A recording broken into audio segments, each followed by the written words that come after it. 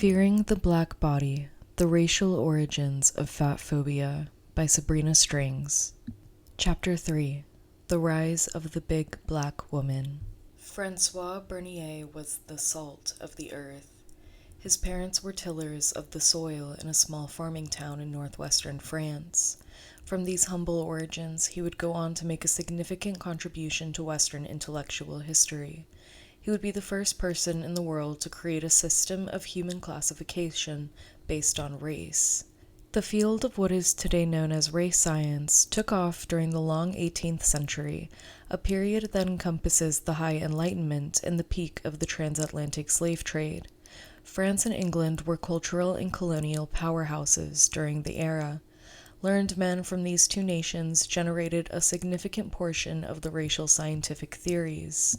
Though Bernier was first to market, scholars have typically overlooked or diminished the significance of his racial theories, but Bernier's intervention in the field of race science was consequential. His work reveals the centrality of concerns about feminine aesthetics to race-making projects since their inception.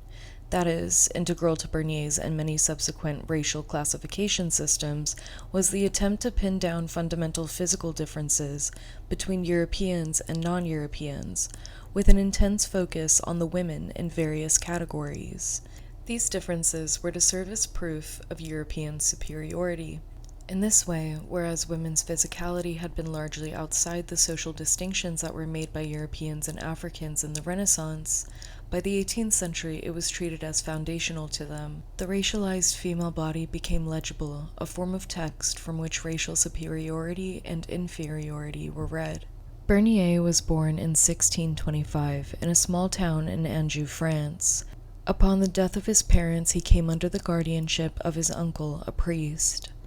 At the age of 15, he moved to Paris to attend the Collège de Clermont, and it was there that this son of a farmer encountered the high gloss of the French elite. Inhabiting the same adolescent social world as the celebrated French playwright Molière. At the collège, Bernier became most closely acquainted with the notorious opponent of Descartes, the priest and philosopher Pierre Gassendi. In the throbbing Parisian metropolis, Bernier trained under Gassendi in philosophy and physiology. Together the two traveled to the south of France, where Bernier earned a medical degree from the University of Montpellier in just 3 months. The degree, however, carried the somewhat suspect stipulation that his fast-tracked medical knowledge was not to be exercised in the French Commonwealth. Bernier then set out for different pastures. In late 1658, by then in his early 30s, he landed in India, where he would remain for the next 12 years, serving as the private physician first for Prince Dara Shikoh, and then for Dara's brother and rival for the throne, Aurangzeb. The intimate details of these events and his role as a foreign witness are described in Bernier's book, Travels in the Mughal Empire. His travelogue mirrors the narratives written by earlier Europeans on their treks beyond the continent. What distinguished Bernier's account, however, was that he chose not to describe men and women from various locales in India, but to sort them based on their skin color. According to Bernier, for example, quote, "To be a Mughal it is enough that a foreigner have a white face and profess Mohammedanism." End quote. This group was compared to the Frangi, or white Christians from Europe, and to the Hindu, quote, "whose complexion is brown." End quote. Bernier did not see himself as having invented these distinctions. In fact, he imagines himself an astute interpreter of existing social categories in India, in which he sees skin color as integral. In a letter to Jean-Baptiste Colbert, Louis XIV's finance minister, he marvels at the supposed Indian and Mughal fixation on biological purity and color, using the term race to mark distinctions between various subgroups. Bernier had not invented the term race, which had been in use since the Middle Ages, but he was using it in a decidedly different fashion from those who came before. Bernier used the word to designate the clusters of people he encountered who varied by religion, region, and especially hue. The centrality of skin color in his early conception of race signaled a divergence from the ideas of theorists who preceded him. Still, in terms of Bernier's racial theorizing, this was only the beginning. In the 1670s, Bernier left India and returned to Paris, finding himself in a city embroiled in debates and demonstrations about one of the most pressing issues of his day, slavery. France had entered the transatlantic slave trade nearly a century after England, due in part to its religious infightings between the Catholic establishment and the Protestant Huguenots. The French slave trade was formally authorized by the monarchy in 1648. In 1664, Louis XIV granted Jean-Baptiste Colbert, along with his French West India Company, the sole rights to the transport of slaves from Africa to the French colonies in the Americas. The French slave trade was only a few years old by the time Bernier returned to his homeland, and it was experiencing considerable growing pains. Since 1315, the country had maintained what was known as a freedom principle, which stipulated that no person could be held as a forced laborer on French soil.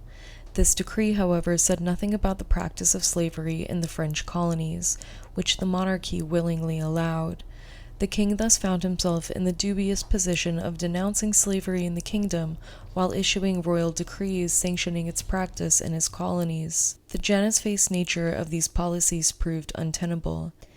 By the late 17th century, a smattering of African slaves were already making their way to French shores, sometimes as servants to colonial administrators, the other times as stowaways. Many petitioned for their freedom the instant they set foot in the country. The king's position was to set free slaves seeking freedom within the country throughout the 17th century. This practice collided with the 1685 royal decree known as the Code Noir, Black Code, a law that regulated slavery in the colonies and served as a resounding renewal of the colonial policies that condemned Africans to a lifetime of servitude. This inevitably led to ever more Africans seeking a taste of the vaunted but elusive French freedom that was being denied them in the overseas territories. Bernier was well aware of the tenuous political situation that slavery posed. He had a personal relationship with Colbert. Moreover, since his return to Paris, Bernier had become a member of Madame de la Sabiere's salon, which was peopled with Louis XIV's courtiers and other nobles. One of the topics commonly up for debate was whether some groups of mankind were of a different species than Europeans, and thus natural slaves. This was not the first time Bernier would have encountered the question of whether natural slaves existed. These claims can be traced to the origin story crafted by Isaac Le Pereire, who in the 1650s conjectured that Gentiles were pre-Adamites, born before and somehow superior to the Jews, who descended from the biblical Adam. Pereire's theory was deemed heretical by many in the 1650s, but in the context of the rising slave trade and the profits it generated, many Frenchmen were to soften on this position. Scholars disagreed as to whether Bernier himself was a polygenist, a believer that human races are of different origins. But what is evident is that his travels made him appear to others on the intellectual circuit as an expert on the topic of alien peoples. These attitudes, along with Bernier's studies in physiology, ignited an idea. He resolved to develop his own theory of humanity, one that could encompass and explain the tremendous biodiversity he encountered on his travels. And in line with his medical training, his theory would be the first to achieve this goal by identifying fundamental physiological differences among swatches of humankind. In 1684, Bernier sketched out his theory in a letter to Madame de la Sabiere that bore the rather grand title, A New Division of the Earth. In his 3-page manifesto, he explained his rationale for developing this new model of humankind. Quote, "Hitherto, geographers have divided the earth only into different countries or regions therein, but my own observations have given me the idea of dividing it another way." End quote. The problem with the traditional geographic dissection of the globe, he concluded, was that it failed to acknowledge the tremendous physical distinctions found between peoples living in diverse parts of the world. In Bernier's estimation, quote, "Men are almost all distinct from one another as far as the external form of their bodies is concerned, especially their faces, according to the different areas of the world they live in." End quote. And while globe-trotting men such as himself could be, quote, "often distinguish unerringly one nation from another," end quote, he nevertheless found that common unities of physical form across national boundaries warranted a new system for classifying mankind, a system he called types of race. As noted, Bernier had not coined the term race, but with his new divisions of the earth, he fundamentally changed what it meant. In his reimagination of the term, race did not apply only to the lowly Jewish or Moorish subjects of the crown, or to the highborns within the kingdom. Rather, all the world's people had a race, one that could be identified both by where they lived and their external physical features. Curiously, despite Bernier's certainty that everyone had a physically identifiable race, he was nonetheless wavered on how many races there were in all, stating that there were 4 or 5. The first race included people from 3 different continents, comprising, quote, the whole of Europe in general except for parts of Muscovy, Africa namely between the kingdoms of Fez and Morocco, Algiers, Tunis, and Tripoli, and likewise a large part of Asia, end quote. Into the second race he placed nearly the entire continent of Africa, excluding the northern coastal areas already ascribed to the first race.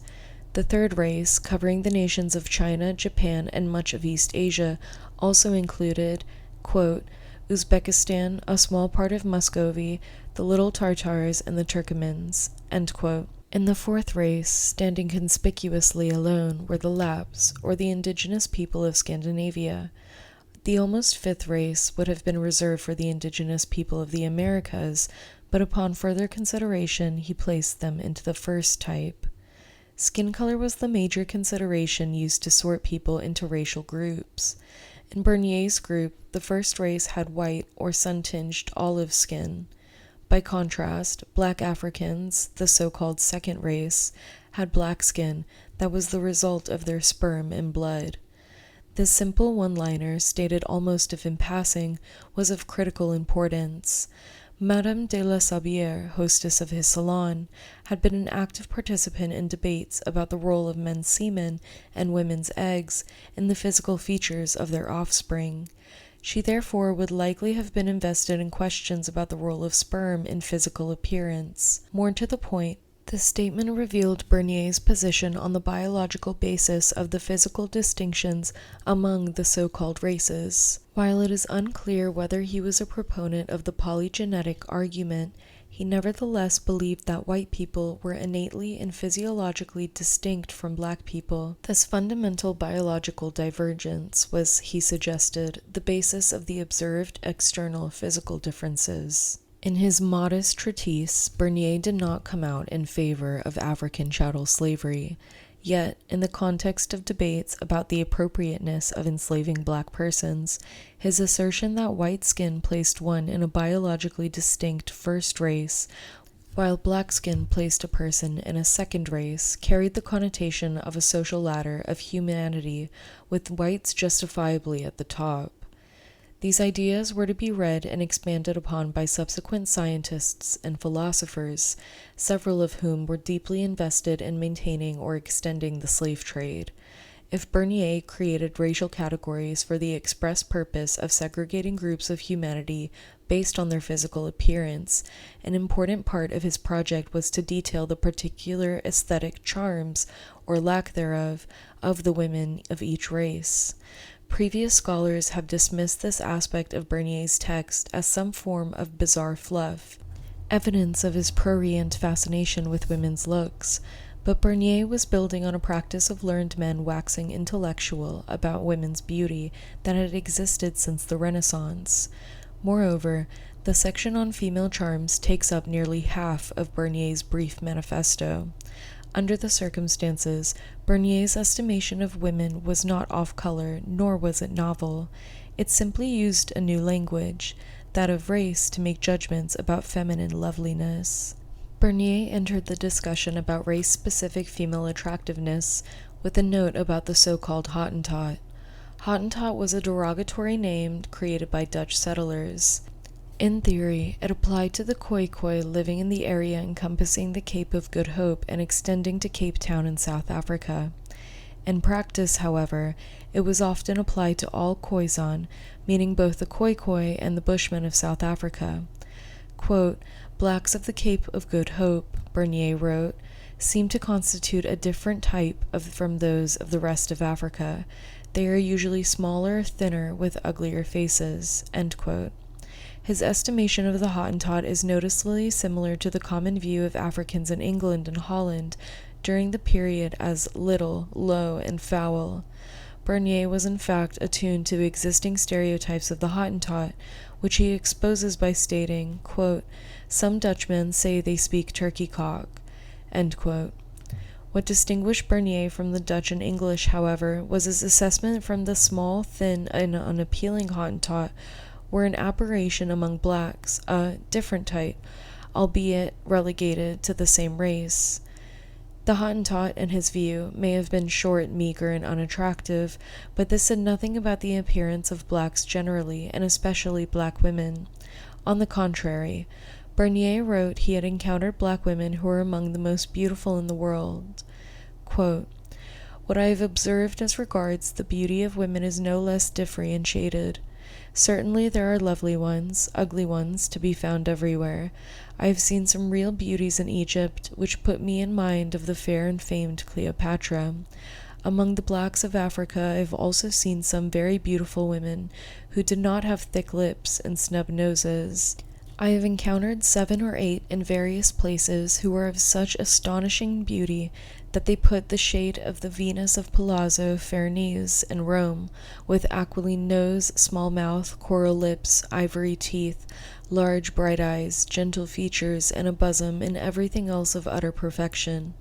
At Makkah I saw several of them, completely naked, waiting to be sold, and I can tell you, there could be nothing lovelier in the world to see."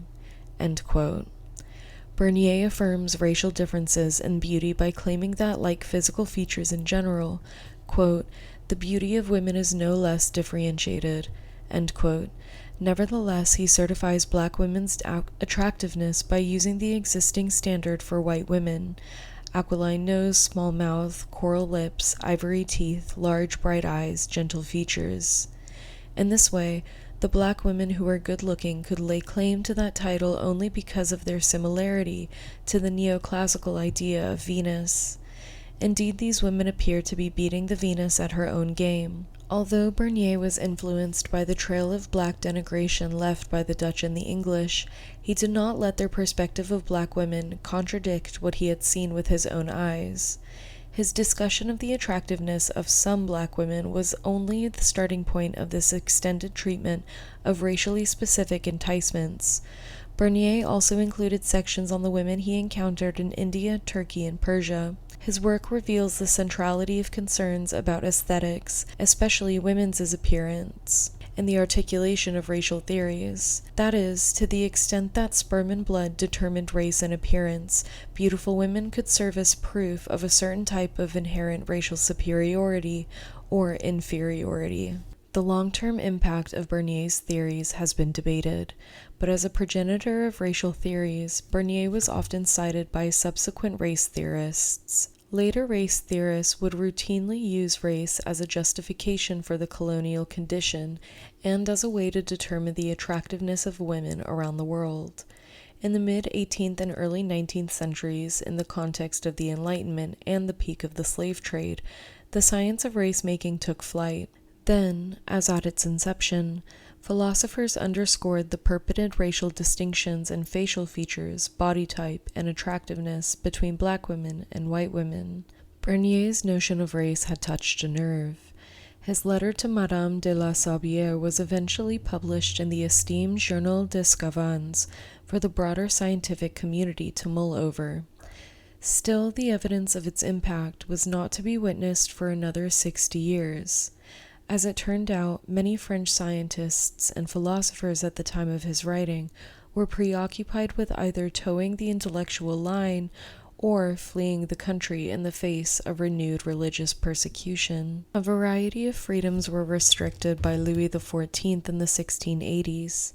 The king had long been begrudging at best when it came to the rights of Protestants, but in the watershed year of 1685, alongside the Code Noir, the king also issued the Edict of the Fontainebleau. This order unraveled the Edict of Nantes, which offered Protestant Huguenots a modicum of freedom in a Catholic nation, thereby effectively outlawing Protestantism in the territory.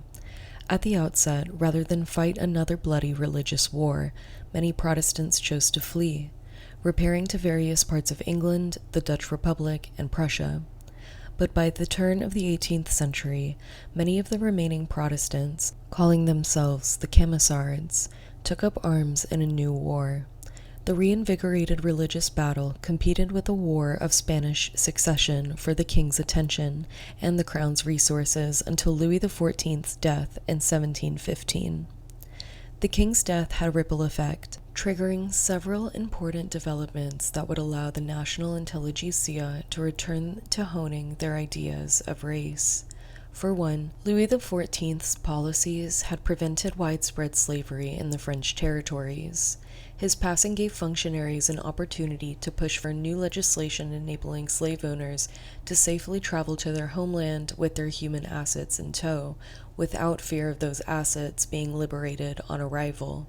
The Edict of October, issued in 1716, intended to quell these fears by introducing new regulations that would allow slaveholders to keep their slaves as long as the slaves were registered at the courthouse.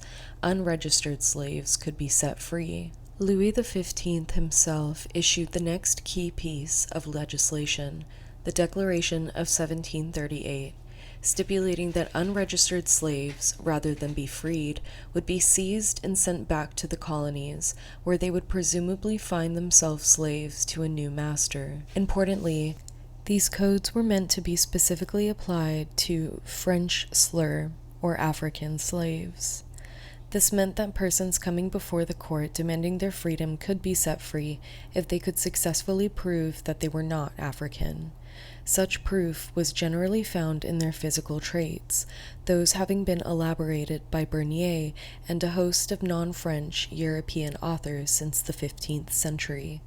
Beginning in the 1740s, the intensely controversial nature of these laws and their requisite practice prompted a variety of intellectuals to revisit the question of potential fundamental differences within humankind. In addition, the late king's death created a space for intellectual liberty that would allow the Enlightenment to flourish in France. The Enlightenment was a European intellectual movement that had actually begun in the mid-17th century. Kindled by Descartes' 1637 Discourse on Method and its infamous postulate, quote, "I think, therefore I am," end quote. A whole new era of inquiry developed in which reason was regarded as the primary source and arbiter of knowledge.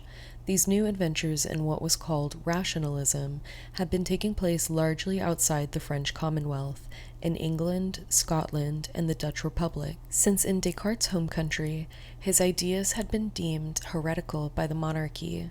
The death of Louis XIV loosened the monarchy's stranglehold on the dissemination of non-traditional ideas, officially launching the French Age of Reason.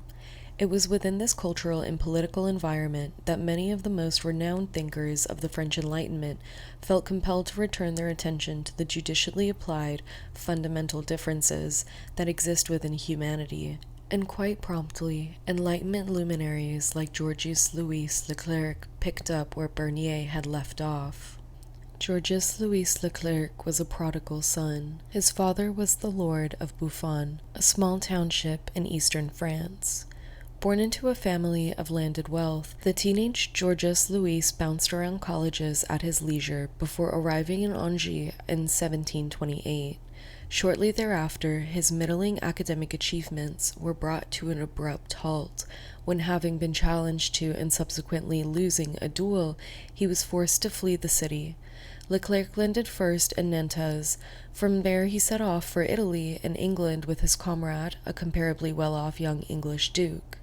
3 years later, when Leclerc's mother died, he returned to take control of the family estate in Buffon, claiming his title, Comte de Buffon. Back in his home country, he finally settled into a habit of serious intellectual inquiry. Within a few years, he had translated several key scientific works, including one by Sir Isaac Newton. In 1739, he was offered the privilege of serving as the keeper of the Jardin du Roi, or Royal Botanical Garden in Paris, where he was assigned the task of cataloging the royal holdings in natural history. This activity culminated in Buffon's most significant work, Histoire naturelle générale et particulière, Natural History, General and Particular, published in 1749. Buffon devoted a seminal chapter of the book, titled Of the Varieties in the Human Species, to inquire into the origin of presumed natural differences between the diverse peoples populating the earth. A staunch believer in the theory that all races descended from a common source, Buffon nevertheless believed in racial differences. He declared that individuals within a species who were capable of procreating and whose offspring shared a set of traits that mirrored those of their progenitors constituted members of a race. Echoing Bernier, Buffon avowed that the critical traits marking a race were physical, repeating the late doctor's point that, quote, "The first and most remarkable difference is the color," end quote. After skin color, according to Buffon, the size and shape of the body were the next most important markers of physical distinction between the races. He had been aware of the stereotype of Africans as being black, meager, and very small, which he attributed to the English seafarer Sir Francis Drake. The stereotype, he claimed, was inaccurate. He countered by noting that there were considerable diversity among the peoples of Africa, and that not all of them were diminutive in size. In Buffon's assessment, some Africans were meager and small, but they were not black Africans. Moors, he claimed, were short and meager, of disagreeable aspect, but ingenious and subtle. Like Bernier, he claimed that they belonged to the race of whites. Black Africans, or slur in French, the Negroes, by contrast, were, quote, tall, plump, but simple and stupid, end quote. This distinction between Moors and blacks in size and stature, with blacks being labeled plump, represented an important innovation in the elaboration of racial differences, or what Barbara and Karen Fields have called racecraft. This differentiation had been largely absent in England and Holland during the previous century, as evident in Buffon's criticism of Francis Drake's account of Africans. In this way, Buffon was able to speak authoritatively without having to wholly abandon the stereotype of Africans as short and slight, a stereotype already lodged in European imagination. Rather, Buffon articulated a new physical identity for black Africans, who he claimed could be defined by both their dark skin and their enormity.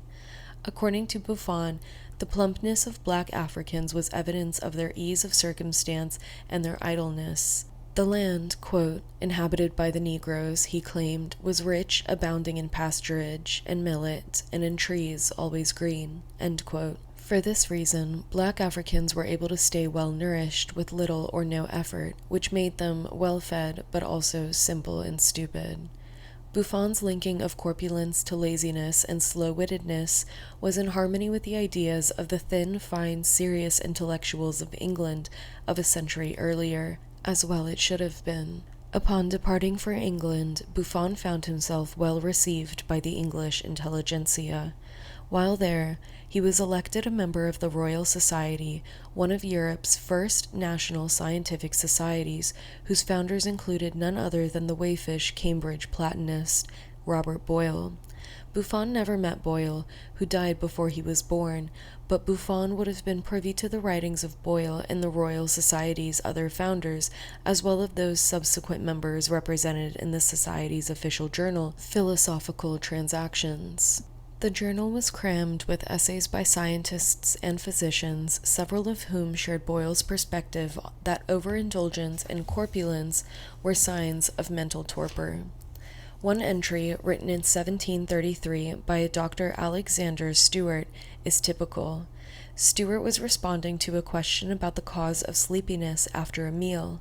In his reply, Stewart conflated sleepiness with laziness, and claimed that this predicament was caused by overeating and a general lack of reasoned self-management, since it was usually, quote, gross feeders, drunkards, corpulent, short-necked by constitution, end quote, who felt sluggish after a meal. This lazy sleepiness, he argued, which routinely besets the robust and overindulgent, never attends those with the force of mind to be temperate persons. Stewart further added that the problem of post-meal lethargy was endemic in hot climates, which, quote, makes the inhabitants generally lazy and inactive, end quote.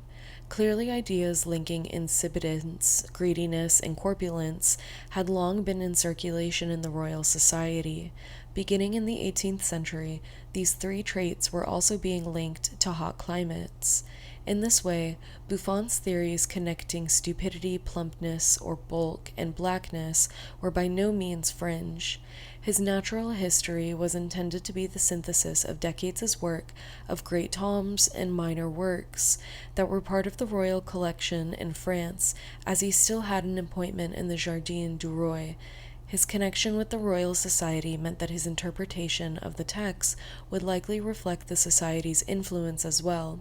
Moreover, given the constant intellectual exchange between the English and the French during the Enlightenment, it is likely that many of the ideas, if not the critical texts themselves, would have been similar. Buffon never traveled to the more remote regions of Africa that he expounded upon. More of an armchair cartographer, he used his significant talents for classifications to make claims about the nature of the races, and as with Bernier, within his treatment of race he focused a great deal of his energy on the appearance of women. Buffon was the first celebrated scientist to assert that black Africans were plump, ideal, and insipid. Yet, significantly, he did not find their figures unattractive. On the contrary, Buffon enthused about the tall, plump physique of French slur, describing it as well-made. The term French slur is in itself gender-neutral, but when the topic turned to beauty, the language quickly became feminized. Buffon appeared to find inspiration from a generation of race theorists, as he slid seamlessly from the assertion that blacks were robust and well-made into a several-page dissertation on the beauty of shapely black women from select nations. In describing the women of Senegal, for example, whom he believed to be the most attractive of all black women, he stated, quote, "They are tall, very black, well-proportioned, and their features are less harsh than those of other Negroes. The Senegalese have the same ideas of beauty as the Europeans, considering fine eyes, a well-formed nose, small mouth, and thin lips as essential ingredients. Their skin is soft and delicate, and the color alone excepted, we find among them women as handsome as in any other country of the world." End quote. In terms that echo the ideals of the High Renaissance, Buffon lauds the fine, well-proportioned figures of an entire nation of black women. In the midst of the Enlightenment's dismissal of corpulence as a sign of indolence and ignorance, particularly among men, he nevertheless continued to praise plumpness as an element of beauty in women. As with Bernier, it is significant that the presumed beauty of black African women is found not in their departure from European standards of face and physique, but in their adherence to those standards. This may seem peculiar, given that the racial project was one of demarcation, of making and refining distinctions based on physical appearance. Instead, it reveals that the goal for many early theorists was to comprehend and make sense of the world's diversity. According to these theorists, women the world over may in some critical respects have been racially distinct, but that did not place all of them beyond the pale of sexual desirability. Evidently, some non-European women were measuring up quite literally. In this way, early classification schemas may have been hierarchical, as we see with Bernier's first race theory and Buffon's estimation of the beauty of black women, color alone excepted. But the overarching project at the time was not necessarily to condemn black people to inferiority in every category. Still, while such condemnation was not the original intent, the project of race-making evolved. In the context of mushrooming French and British slave trade enterprises, presumed innate racial differences and mental capacity, industry, and sensual appetite came to be used as sound evidence of inherent inferiority. The body, too, became legible through racial discourse, as body size was increasingly linked to racial category. This transformation built on the work of Buffon. Discussions of race and natural history represented little more than the review of the existing literature on the subject, and yet the work's influence was undeniable. Natural history was widely disseminated and often quoted among French intellectuals during the Enlightenment. It found particular favor among radical rationalists, such as Denis Diderot, whose own philosophical treatise on the use of reason, and not religion, for the attainment of moral excellence were winning him praise from the cognoscenti and heat from the Catholic clergy. In 1749, as natural history was being published, so was Diderot's Letter on the Blind, the most recent of his dissident discourses on Christianity. This work earned him a short stint in prison.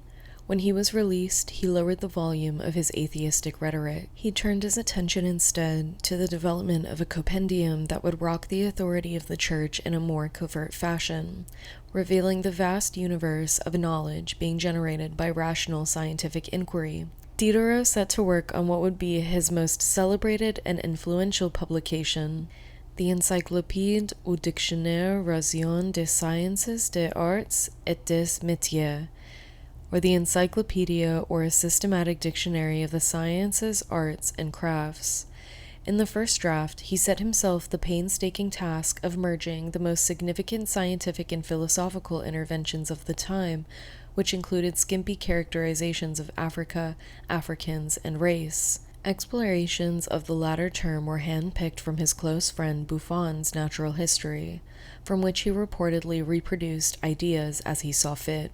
The first iteration of the encyclopedia offered only a terse summation of Africans suitable for use by those invested in commercial trade, but French investment in the slave trade was burgeoning, as was the number of black Africans making their way back to the French metropolis.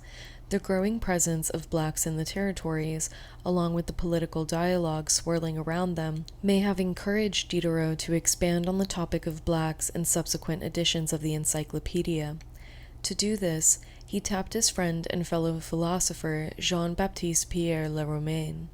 Le Romain, who lived in the Caribbean, was a self-styled expert on French colonies and sugar plantations. He included in the encyclopedia the following description of French slurs in the colonies. Quote, "The slaves of Cap Verde or Senegalese are regarded as the most attractive in all of Africa. The coast of Angola, the kingdoms of Luango, and the Congo produce an abundance of attractive French slur. The penchant for pleasure makes them fairly unfit for hard labor, since they are generally lazy, cowardly, and very fond of gluttony. The least esteemed of all the French slur are the Bambaras.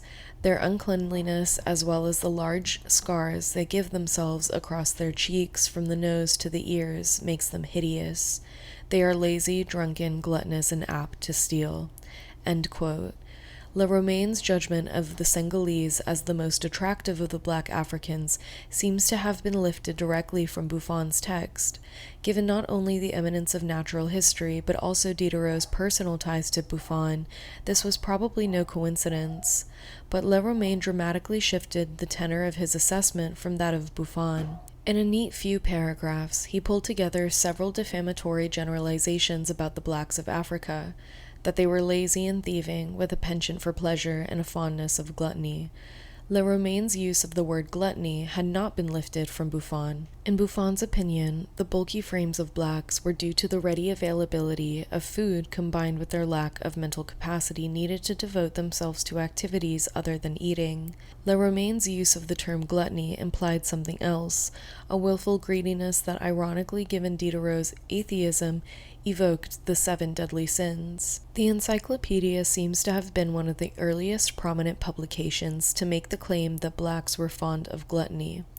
But it was not the first ever to do so, nor would it be the last. Reports had been making their way to Europe from the colonies describing the ritual practice of overfeeding in Africa for over a century. In the 1580s, for instance, the Italian botanist Prospero Alpini pronounced himself awestruck by what he called the art of fattening in Egypt.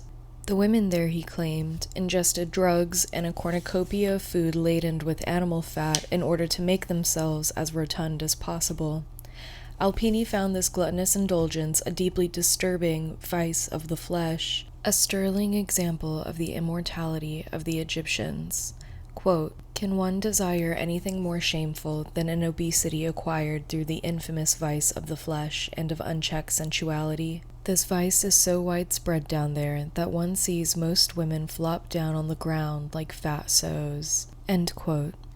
Alpini was not alone in this assessment. In 1625, the Englishman Samuel Purchas published a 4-volume set of stories pertaining to the inhabitants of distant lands, based partially on travel narratives left behind by his late countryman Richard Hakluyt. In Purchas's Haeklutis Posthumus, or Purchas His Pilgrims, he too expressed his disdain for the unbridled sensuality of blacks in Guinea, denouncing them as orally and sexually insatiable heathens. Quote, "They have no knowledge of God.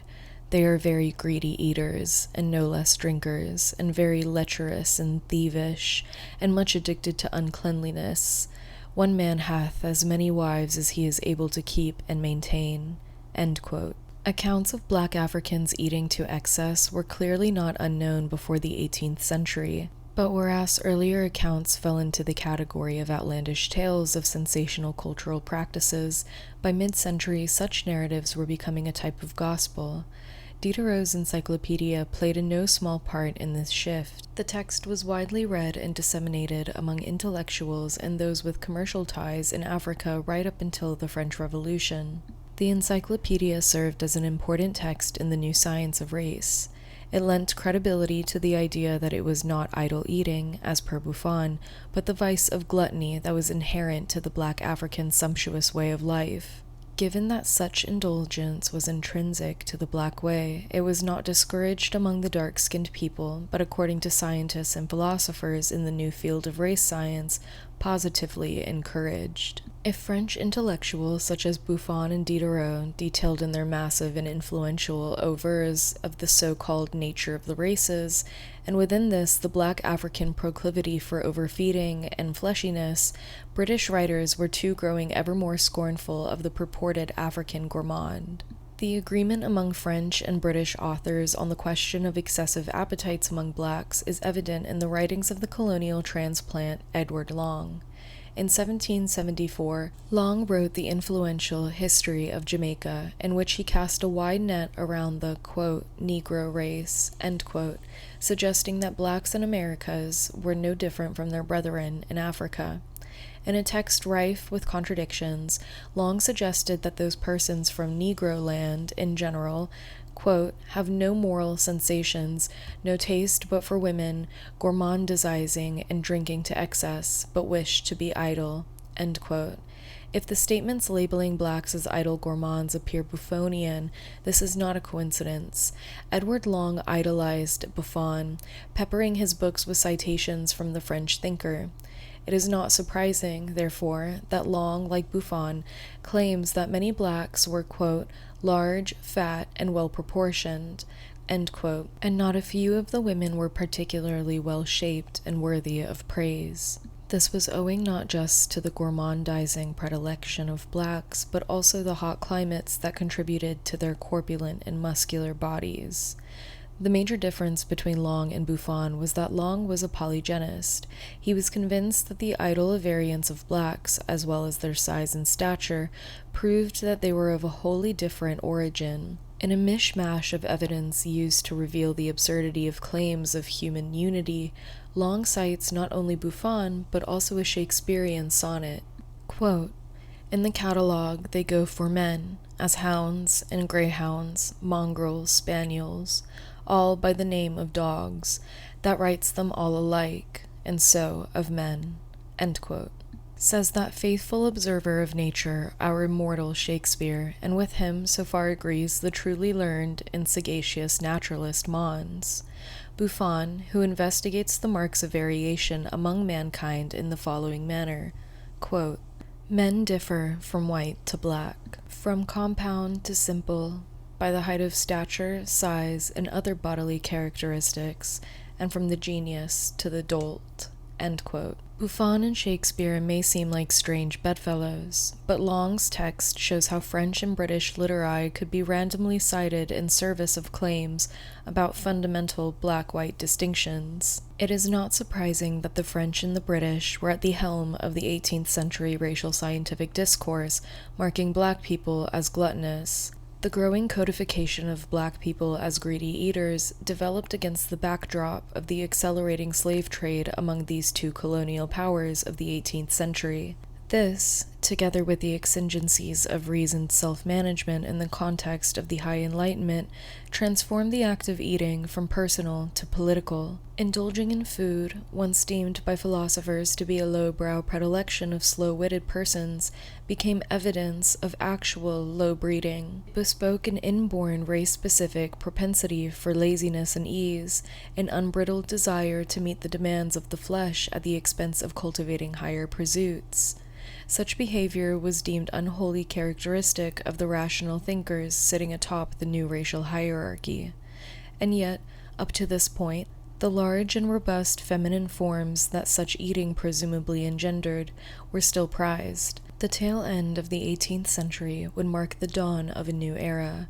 In an attempt to rationalize even aesthetic values, the beauty of the plump feminine form was reconsidered. Julien-Joseph Vouet, the French anthropologist and naturalist, made no attempts to hide his admiration of Buffon. Vouet had entered the military in the 1790s, his stint in the service being spent largely as a pharmacist at Val-de-Grâce Hospital in Paris. It was likely in the armed service that Vouet encountered Charles Nicolas Sigisbert Sonini de Menecourt. Sonini de Menecourt was a recognized naturalist and traveler who had himself been a member of the Navy. He had also been a former secretary of Buffon, spending 6 months with the famed naturalist in the 1770s translating his texts. A shared fascination with natural history, and in particular the works of Buffon, led Vouet and Sonini de Menecourt to collaborate on a reissue of Buffon's Natural History in 1799. For Vouet, this was only the beginning. 2 years later, he published his massive tome, Histoire naturelle du genre humain, or Natural History of Mankind, in which he provided his own anthropological insights into the nature and variety of humankind. Vouet, like his intellectual forebears, was captivated by the question of race, with a special interest in the character and physical traits of Africans. In Natural History of the Negro Race, an excerpt from Natural History of Mankind published as its own book in 1837, Vouet asserts that Negroes were, quote, of a mild disposition, robust, but slow and very lazy, end quote. The Fulas, a people inhabiting the region from Senegal to northern Cameroon, he described as a very handsome people. With these observations, Vouet appeared to be simply retreading ground that had already been covered by Buffon and Diderot.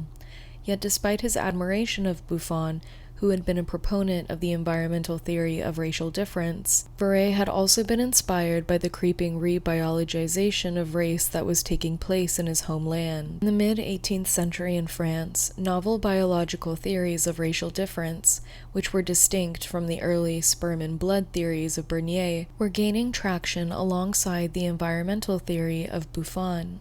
Although Buffon had rejected claims of biological difference, during the 18th century they were revitalized. By the 19th century, they would be used to fill out and buttress Buffonian theories. Part of their appeal was that they provided a convenient explanation for both black skin and corpulence. According to the revitalized humoral theory, black skin was caused by a superabundance of black bile beneath the skin. Moreover, an overflow of black bile could cause gastrointestinal disorders and weight gain. Vouet was a voracious reader of bile theories, and he would make his own claims about black skin, gluttony, and weight. Black people, he claimed, were mindless, self-gratifying automatons who were, quote, given up to the pleasures of the table, those great eaters, intemperate epicures who seem to live only to eat, have a stupid look, always digesting, they become incapable of thinking, end quote. In this way, they were distinct from whites. He elaborated, quote, In our white species, as the forehead is projecting and the mouth is retreating, as if we were rather designed to think than eat. In the Negro species, the forehead is retreating and the mouth projecting, as if he were made to eat rather than think." End quote. Fourier further used the language of biotheory to claim that fatness was directly correlated with skin color. Quote, "Those who are darker than others of the same race are also more robust, active, and stout." End quote. The reason for this, he asserted, was that, quote, "the hot sun causes the body to hold on to this excess liquid fat, allowing it to accumulate in the breast and belly." End quote.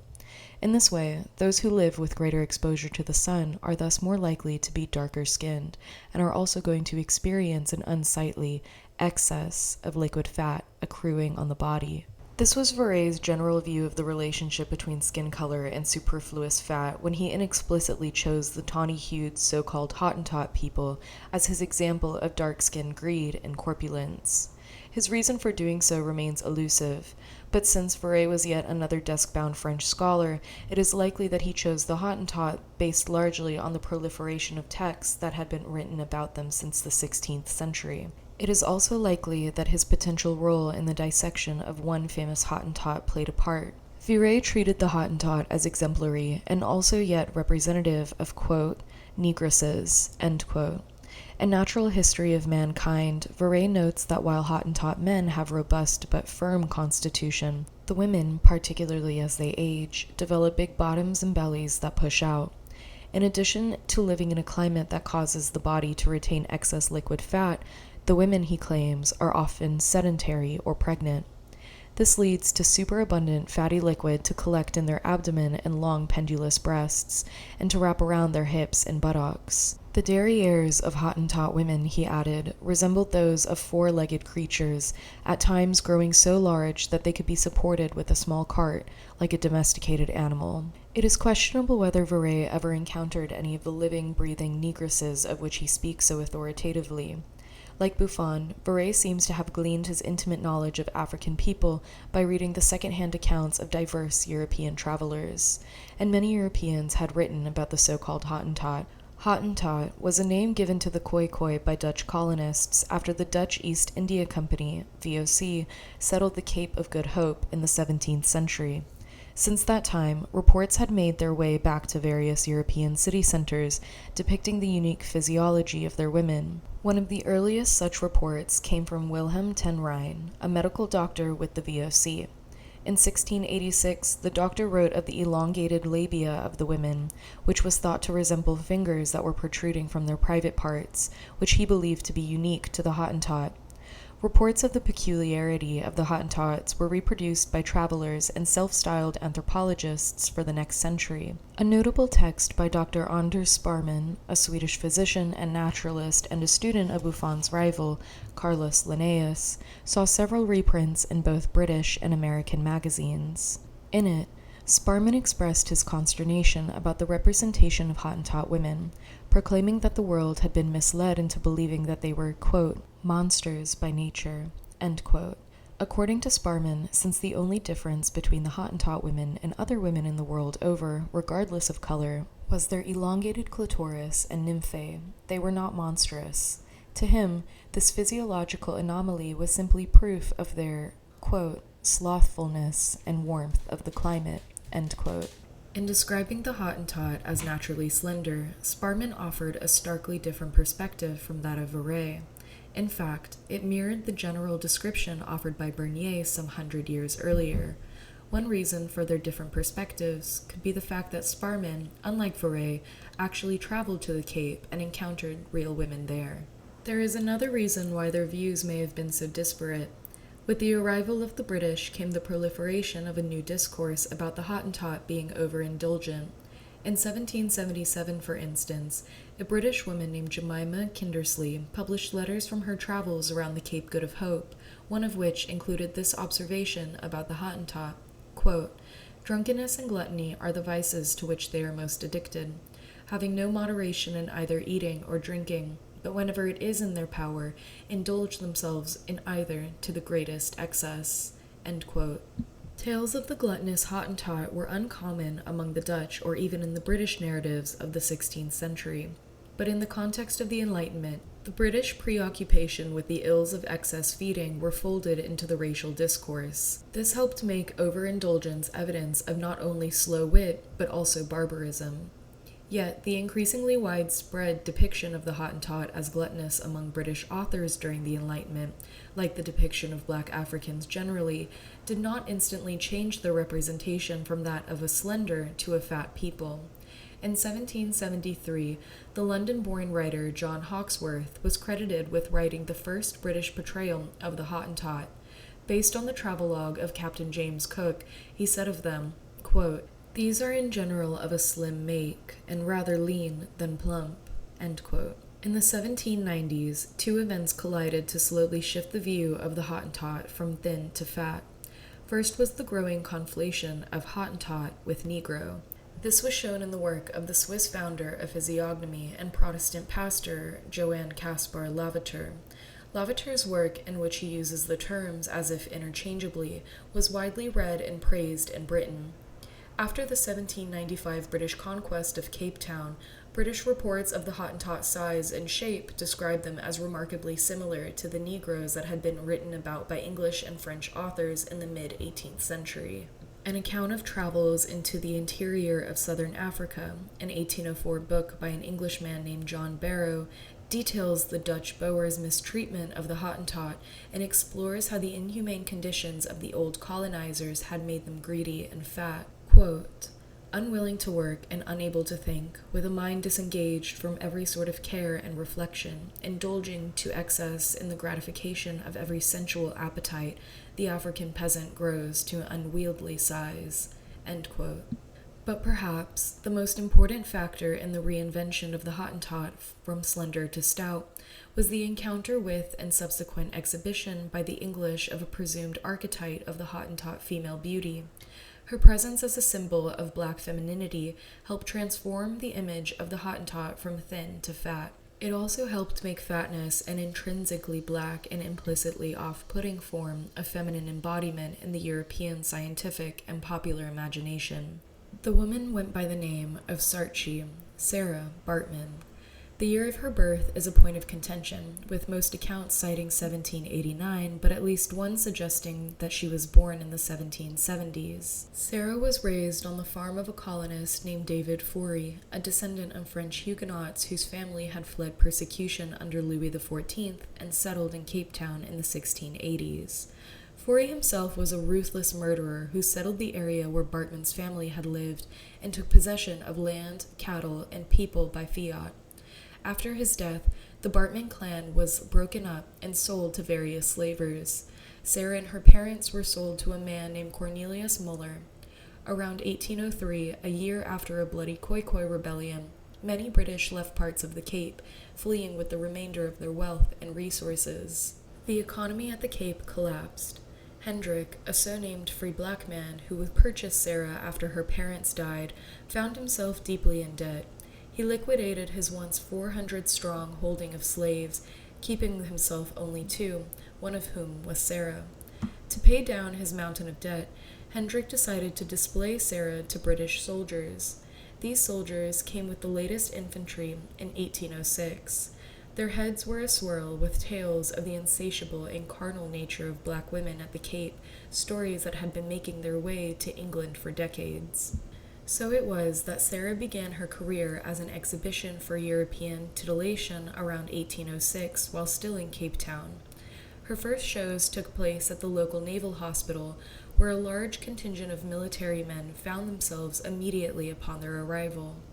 In infirmary delight, Sarah would reveal her naked body to the soldiers for their last gasp of sexual entertainment before welcoming sweet death. She was, according to scholars Clifton Karras and Pamela Scully, quote, an early 19th century exotic dancer, end quote, and for a fee, the dying men may have been able to touch her or even have sex with her. The idea that Sarah should be more than a sideshow for the sick and dying at the Cape came from a Scottish surgeon by the name of Alexander Dunlop. Dunlop had lived in London as a youth, and after seeing Sarah's charms, he decided that he could make considerable money off of her if he could only get her to the continent. Dunlop coerced the illiterate Hendrik into signing a contract stipulating that he would accompany Sarah on a trip to London, serving as something of a handler or showman. Sarah, being property of Hendrik, was not consulted in the matter. In 1810, the trio set sail for England. London was the epicenter of Europe. The city was teeming with opportunities for the business-minded, salons for the philosophically minded, and spectacles for those seeking lurid entertainment. With the display of Sarah, Dunlop intended to exploit the intersection of all three. He promoted Sarah as an exotic and scientific curiosity, a veritable, quote, ethnographic freak show, end quote.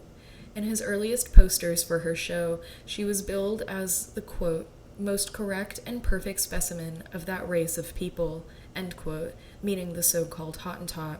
Moreover, as if to explain why the word Venus was part of her name, the bills touted the fact that she possessed the, quote, kind of shape which is most admired among her countrymen, end quote, contributing to the image of Sarah as the perfect specimen of Hottentot woman, and by association all black women, was the voluptuousness of her physique. Together, Dunlop and Sarah had worked to fashion a suitably believable and yet exotic costume that was more fantasy than fact as it pertained to the garb of the khoikhoi.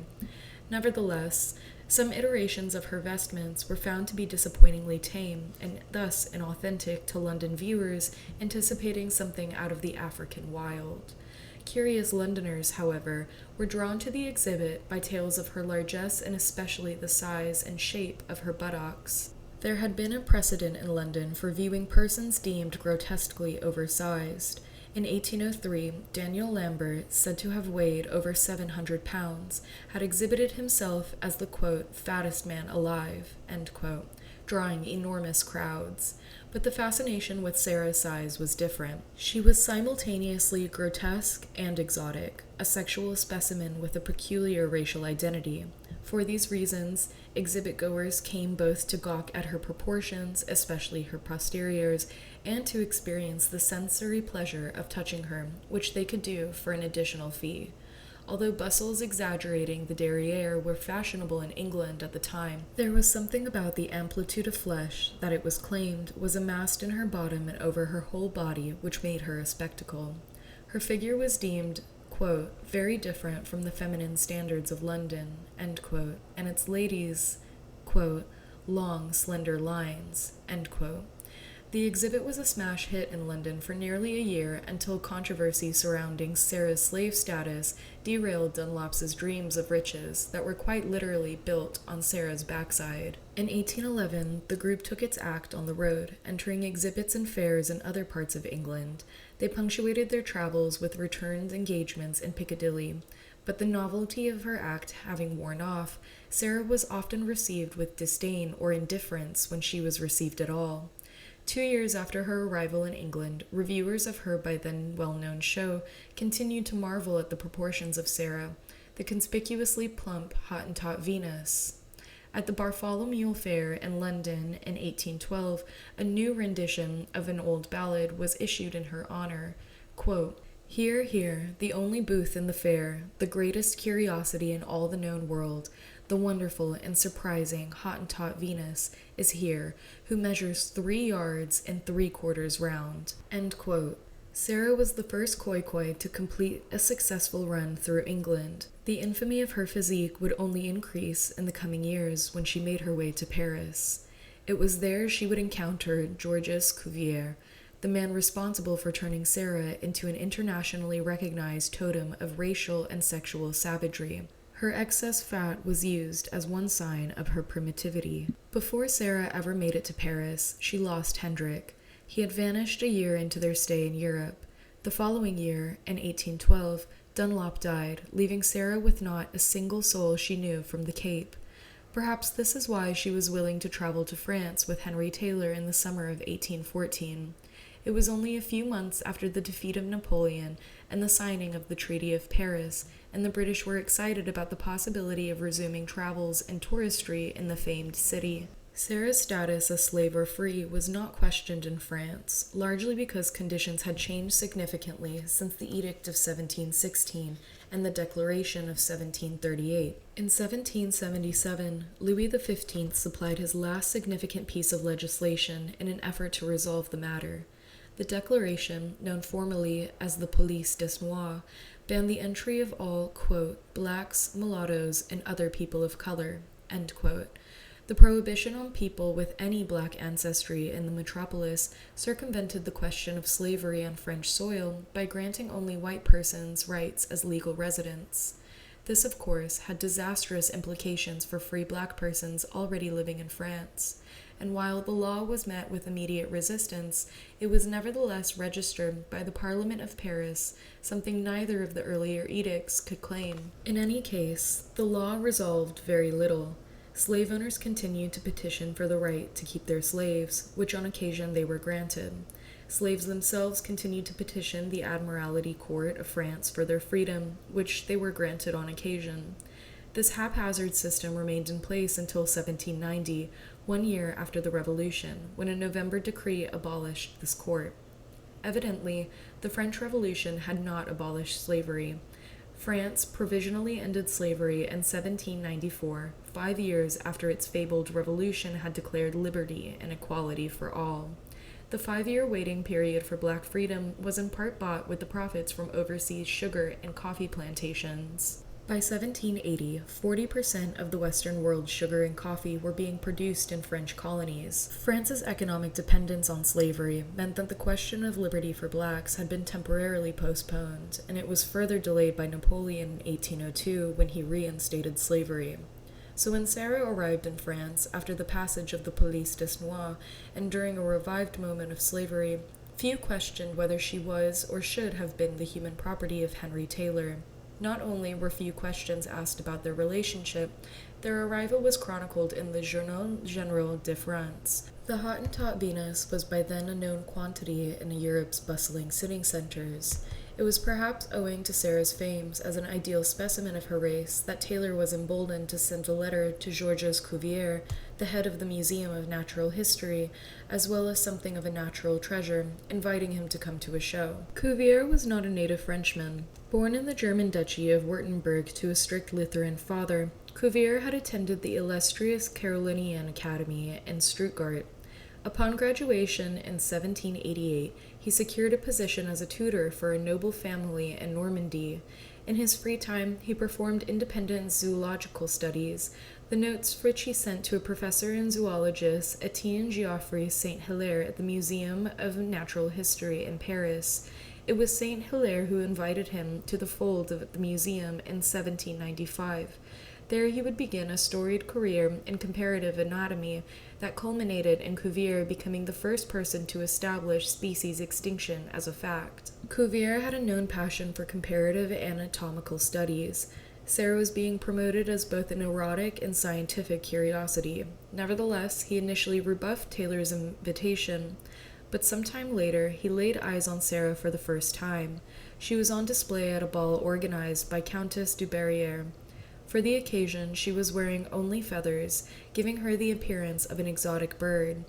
If Cuvier had previously been uninterested in Sarah, the sight of her outfitted like an enticing fowl must have stimulated a deep and abiding interest in her that was to follow her long after she had been laid to rest. Cuvier invited Sarah to the Museum of Natural History, where he had planned to study her form and features in close quarters. She accepted the invitation, spending 3 days with Cuvier, who had a few artists on hand to chronicle her behavior and sketch her most intimate parts. But Cuvier most wanted to see and measure her elongated labia. This she denied him. Only after her death would Cuvier get his wish. Sarah died in 1815. The exact date of her death is a matter of dispute, but according to Cuvier, it was December 29th. He procured her body for an autopsy and claimed that the cause of death was excessive tippling. Having her corpse at his disposal, he determined to dig into her body cavity to excavate the true nature of Sarah, and by extension, her people. Sarah, in Cuvier's estimation, was not a Hottentot, but a bushman. He had decided this in the manner of his forebearers, based on what he had read in diverse and contradictory accounts by European travelers about the Bushmen and the Hottentot peoples. These accounts had set forth that only Bushmen had a tablier and a large, prominent buttocks. Unlike her handlers, Dunlop and Taylor, Cuvier thought that Sarah was an abnormal specimen of her race, meaning in this case the Bushmen. Bushmen, he had read, were short, pockmarked, and, quote, horribly thin, end quote. What had impressed him about Sarah, by contrast, was the vastness of her figure.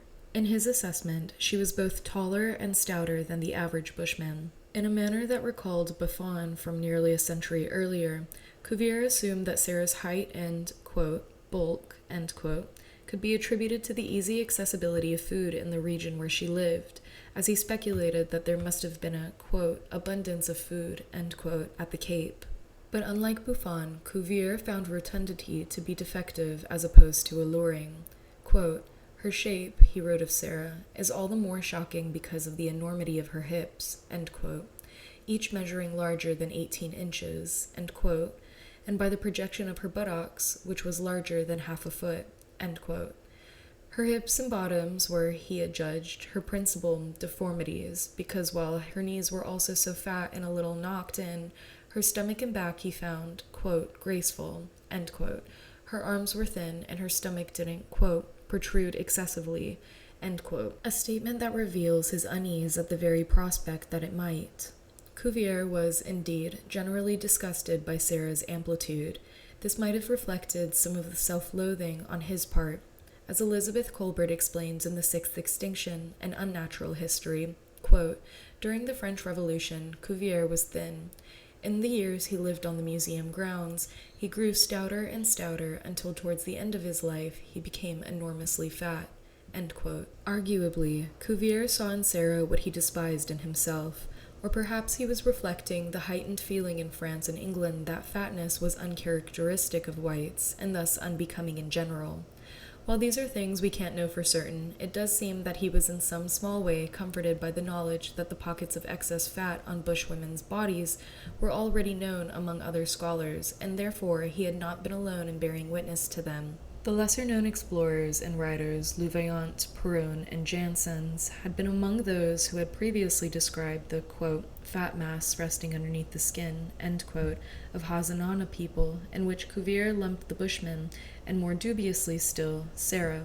The argument about fat lurking underneath the skin sounded stunningly similar to that of Verret's environmental cum biological armchair theorizing that made the Hottentots examples of black grotesquerie. This similarity could be due to the fact that Verret would have access to the same written sources as Cuvier. It could also have been that Verret had been present at the autopsy, which some scholars have suggested. Alternatively, he may have received these ideas from Cuvier himself, since these two were contemporaries, and Verret cited the eminent zoologist in the editions of his written works since 1824. In any case, it was becoming part of the general zeitgeist that fatness was related to blackness. Thus, it was treated as evidence of barbarism, of a non-white affectation. Sarah Bartman, as the Hottentot Venus, was considered a prime example of these relationships. If the Black Venus of the 16th century had been the low-status counterpart to the Venus de Medici, the Hottentot Venus was its antithesis. When Sarah arrived in Paris, the Journal de Paris had warned potential showgoers that since, quote, ideas of beauty vary according to the climate, amateurs should not expect to discover in the Hottentot Venus the Venus de Medici, end quote. Similarly, the Journal de France quipped that, quote, if we were to be taxed, we would prefer the French Venus to the Hottentot one, end quote. When it comes to the Hottentot Venus, it is hard to separate fact from fiction. Showgoers flocked to see her because her supposed curious shape made her the apotheosis of Hottentot, and by proxy, Black African femininity. By the same measure, she was deemed the antipode of European femininity. But some exhibit-goers were disappointed to discover that she looked, well, just like any other woman. At least one Frenchman wrote that he had been hoping to see a monster, but complained that he had been bamboozled. Quote, instead of the imposing and majestic Venus of the Cape Storms, I found only a svelte Venus. End quote. Whether fact or fiction, the purported size of her bottom, in tandem with her presumed general rotundity, placed Sarah beyond the pale of fair-skinned European norms of beauty.